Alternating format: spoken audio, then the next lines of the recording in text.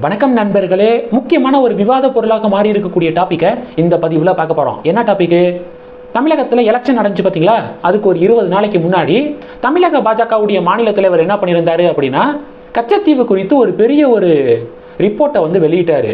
RTI மூலமாக அண்ணாமலை அவர்கள் கேட்டிருக்காரு தகவல். மத்திய வெளியுறவு அமைச்சகம் அந்த தகவலை கொடுத்துருக்காங்க.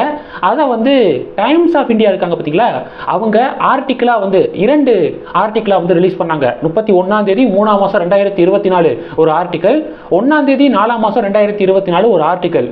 2 ஆர்டிக்கிளாக ரிலீஸ் பண்ணாங்க.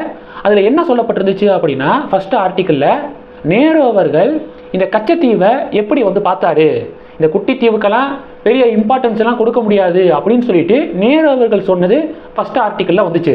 செகண்ட் ஆர்டிக்கல் பார்த்தீங்க அப்படின்னா, அப்ப தமிழகத்துடைய முதலமைச்சராக இருந்த கலைஞர் கருணாநிதி அவர்கள்ட்ட கச்சத்தீவு தாரை வார்ப்பு தொடர்பாக விவாதிக்கப்பட்டிருக்கு அப்படின்னு சொல்லிட்டு அது 2வது ஆர்டிக்கல்ல சொன்னாங்க. கலைஞர் கருணாநிதி அவர்கள் ஓகே, வெளிப்படையாக ஆதரவு தெரிவிக்க முடியாது, அக்செப்ட் பண்ணிக்கிட்டாரு, கச்சத்தீவு இலங்கைக்கு தாரை வார்ப்பதற்கு சம்மதம் தெரிவிச்சிட்டாரு அப்படின்னு சொல்லிட்டு 2வது ஆர்டிக்கல் ரிலீஸ் ஆனிச்சு. பிரைம் மினிஸ்டர் மோடி அவர்களிருந்து ஆரம்பித்து மத்திய அமைச்சர்கள், தமிழக பாஜகவுடைய மாநில தலைவர் எல்லாருமே தேர்தல் பிரச்சாரத்தில் இதை பற்றி அவங்க பரவலாக பேசி திமுக காங்கிரஸை கடுமையாக விமர்சனம் பண்ணாங்க. இதை நம்ம கடந்த காலத்தில் பார்த்துருப்போம். இப்போ அரவிந்த் ஆக்சன் அப்படின்னு சொல்லிட்டு ஒருத்தர் இருக்காரு. அவர் யாரு? அவர் ஒரு ஜேர்னலிஸ்ட் அப்படின்னு அவரே சொல்லிக்குவார். சத்தியம் டிவி இருக்குது பார்த்தீங்களா, சத்தியம் நியூஸு, அதில் வேலை பார்க்குறாரா.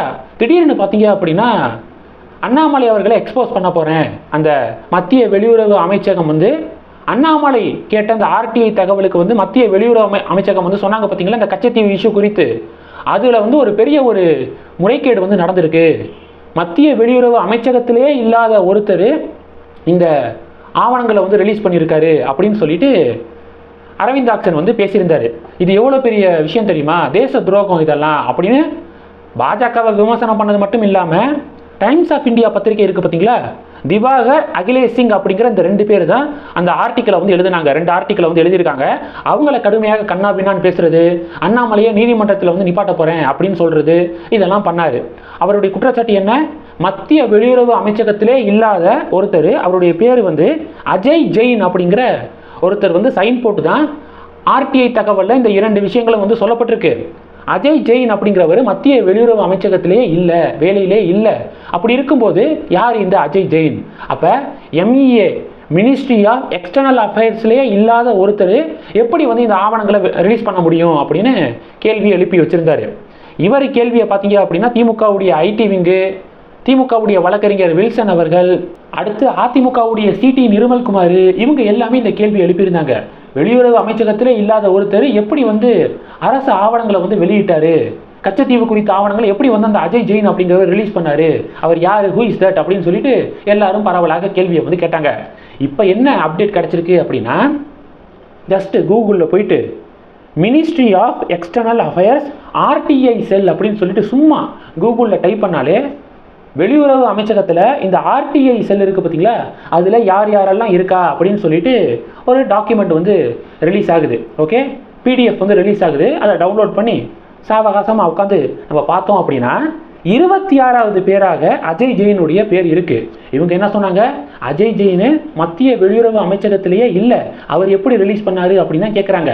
ஆனால் அஜய் ஜெயின் மத்திய வெளியுறவு அமைச்சகத்தில் இருக்காரு, ஆர்டிஐ செல்லில் அவர் இருக்காரு, அவருடைய பேர் இருக்குது அப்படிங்கிறத பார்க்குறோம். 26வது பேர் அஜய் ஜெயின்.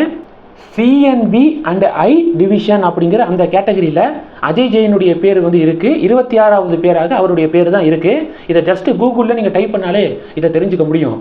இவ்வளவு சாதாரண விஷயத்தை தான் அந்த தூள் படத்தில் பார்த்தீங்க அப்படின்னு இந்த பறவை முனியமாக இருக்காங்க பார்த்தீங்களா, அவங்க விவேக் அந்த பாடி பில்டிங், அந்த வெயிட் லிஃப்டிங் தூக்குற மிஷினை வச்சிருப்பாரு. டக்குன்னு பறவை மூலியமா எடுத்து ஒத்த கையில் தூக்கி போட்டு இதை தான் நைட்டு பூரா ஒட்டிக்கிறீங்களா அப்படின்னு சொல்லிட்டு கேள்வி கேட்பாங்களே, இந்த விஷயத்தை தான் அந்த சத்தியம் டிவி, அரவிந்த் ஆக்சன்லாம் பார்த்தீங்கன்னா கடந்த 3 நாட்களாக ஒரு பெரிய எக்ஸ்போஸ் பண்ண போகிறோம் இந்த கச்சத்தீவு இஷ்யூவில். எலெக்ஷனுக்கு ஒரு 20 நாளைக்கு முன்னாடி பாஜக கையில் எடுத்த அந்த விஷயம் இருக்குல்ல, அதில் ஒரு பெரிய எக்ஸ்போஸ் இருக்குது அப்படின்னு சொல்லிட்டு கடந்த 3-4 நாட்களாக பயங்கரமாக உருட்டிக்கு இருந்தாங்க.